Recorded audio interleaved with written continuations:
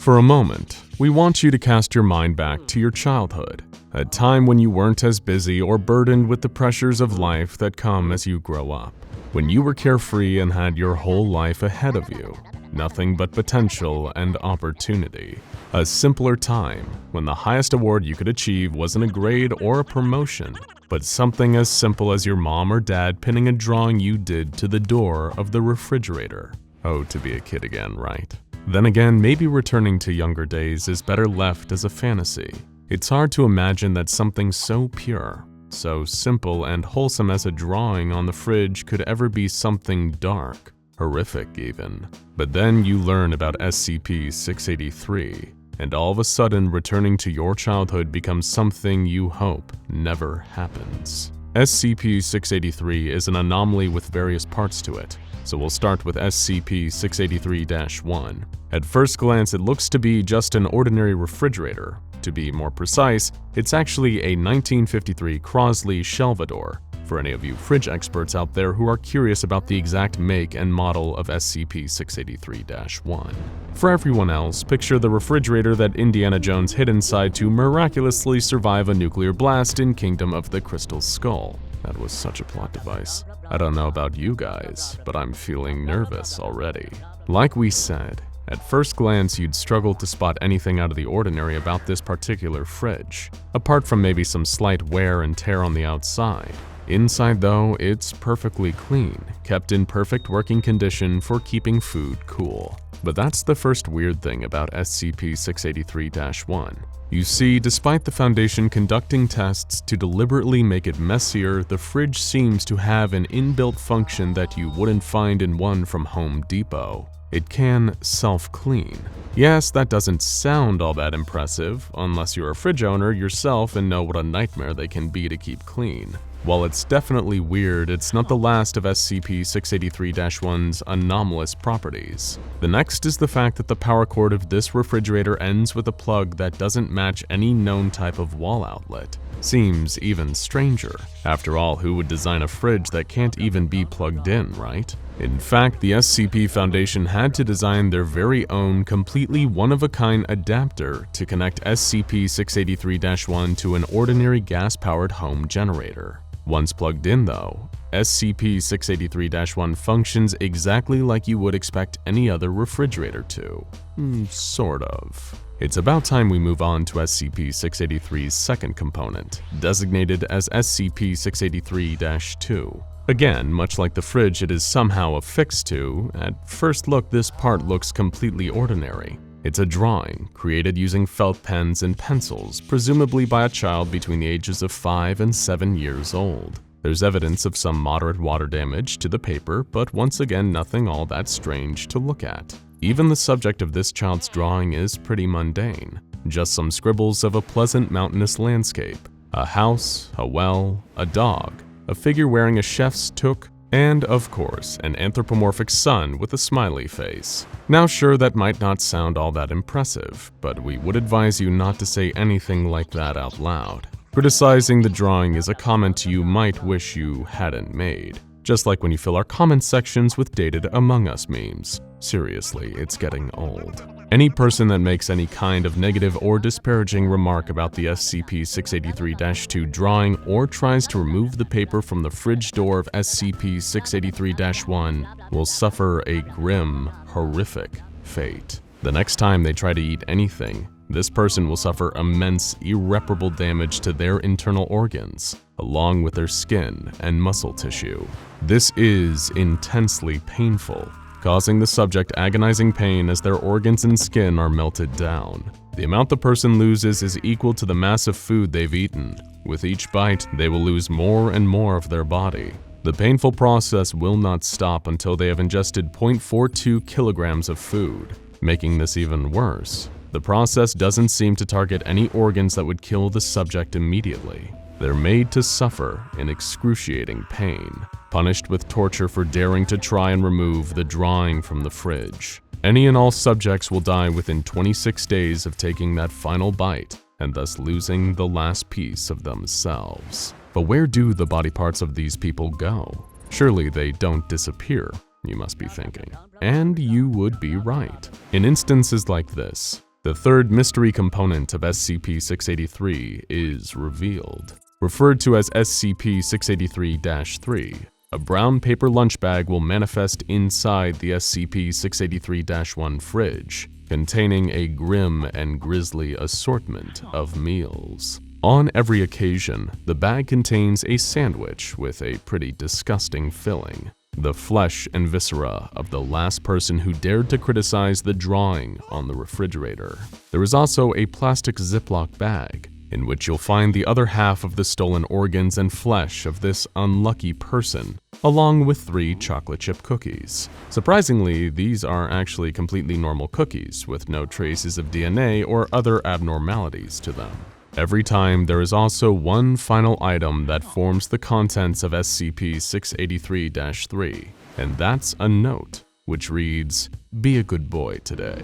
This note bears the same handwriting as appears on the outer surface of the paper bag, upon which a single name is written, Eric.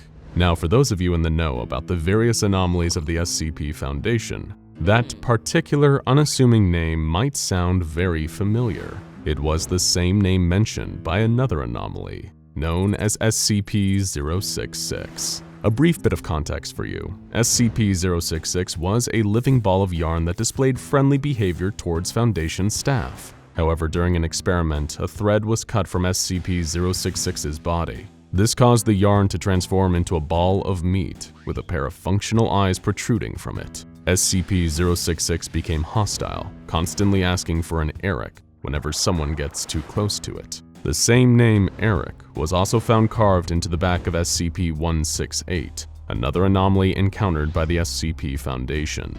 SCP-168 was an anomalous calculator, which actually possessed some level of sentience and had the ability to communicate. So who is Eric?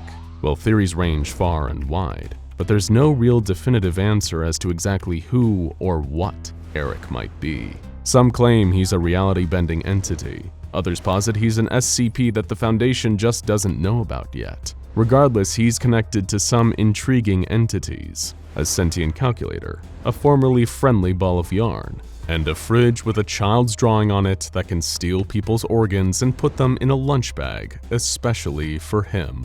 It would seem that Eric is a child, maybe a schoolboy, possibly even the one responsible for the drawing on SCP-683. This child could even potentially be anomalous in nature. Of course, this is all just rampant speculation on our part, so it's probably best to take all of that with a grain of salt. As we've said before, it is just a theory, an SCP-explained theory.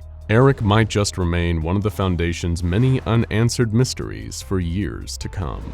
But if that answer doesn't satisfy you, then why don't we go back to SCP-683? Maybe something in the fridge's origin will give us a further clue to the mystery of who Eric is. The fridge was first discovered by the SCP Foundation in the storage unit of a Washington home owned by a woman named Yolanda. As coincidence would have it, Yolanda was a collector of vintage home furnishings, including refrigerators, which would probably explain why she didn't think to throw out such an old model of fridge from the 1950s. According to her, she found SCP-683 simply left on a nearby street corner, with nobody around that could have left it there, or anyone that could have possibly been transporting it to the local dump. To give her a hand moving the fridge, Yolanda enlisted the help of her nephew, who agreed to step in and assist her in getting SCP-683 back to her house. Unfortunately, though, the nephew passed away only 2 weeks later, apparently due to medical complications that came as the result of a hernia, according to his death certificate. Could Yolanda's nephew have been the mysterious and elusive Eric? Could something have happened to him after his death that allowed him to become some kind of anomaly? Who's to say? We can only guess and hope that one day we might get a full answer. As to why Yolanda never suffered the effects of SCP-683, she never actually tried to take the SCP-683-2 drawing down from the fridge. When asked why, she simply replied, "It's a nice little picture, isn't it? Why take it down?" Maybe, just maybe, it might have even reminded her of her nephew. It would have been a futile and foolish idea for Yolanda to have even tried to remove the drawing at any rate, as any who try will suffer that painful and horrifying process of losing their organs and having them appear in Eric's paper lunch bag. Even fire can't remove the drawing from the fridge, at least not permanently, suggesting that even the paper it is drawn on has its own anomalous properties. On 3 separate occasions, the SCP Foundation has attempted to test this, setting SCP-683-2 on fire with nothing more than a match. Every time, the drawing was incinerated, burning to ashes until there was nothing left. But within 68 hours, SCP-683-2 had returned to its permanent fixture on the fridge door, as if nothing had happened. Interestingly, though, the D-Class members of personnel that were instructed to burn the drawing didn't suffer the usual anomalous effects of SCP-683. A similar thing happens if multiple people attempt to remove SCP-683-2 or say anything negative towards the drawing. In cases like this, only the very first person who made a disparaging remark or trying to rip the drawing from the fridge will be the one to suffer a long, painful torture by organ removal, followed swiftly by death. Now, if you cast your mind back to earlier in the video, we told you that someone who tries removing or disparages SCP-683-2 will only suffer an anomalous lack of organs when they next eat something. So you must be thinking that the way to avoid that is to simply not eat, to fast, and not ingest a single meal. And yes, you'd be right. That does stave off the anomalous effects of the fridge and the drawing, but also means you're heading towards an even slower, painful death from starvation. To date, 2 different Foundation test subjects have died this way by refusing to eat after interacting with SCP-683. True, the SCP Foundation is most likely sitting on a whole cavalcade of different anomalies that can keep a person alive without the need for food, but you know what they're like, right? The Foundation's hardly likely to share the keys to surviving without having to eat. And there you have it, folks. That's SCP-683. Don't worry, it's highly unlikely that you'll ever encounter it. The Foundation keeps it under lock and key, in a cell fitted with a steel door and reinforced hinges. SCP-683 remains covered in a large cloth to prevent any members of personnel from looking at it when the fridge isn't being used for research or experiments. But you have to wonder, what if it's not the only fridge with these anomalous properties? After all, it's rare for a manufacturer to make just a single refrigerator of a certain model. Maybe you'd better be wary next time you visit someone with an older model of fridge in their kitchen. And just to be safe, if there is a drawing pinned to the front door, leave it where it is. Now go check out Killing Living Graffiti SCP-1155 Predatory Street Art and Living Drawing SCP-085 Hand-Drawn Cassie for more art that really jumps off the page.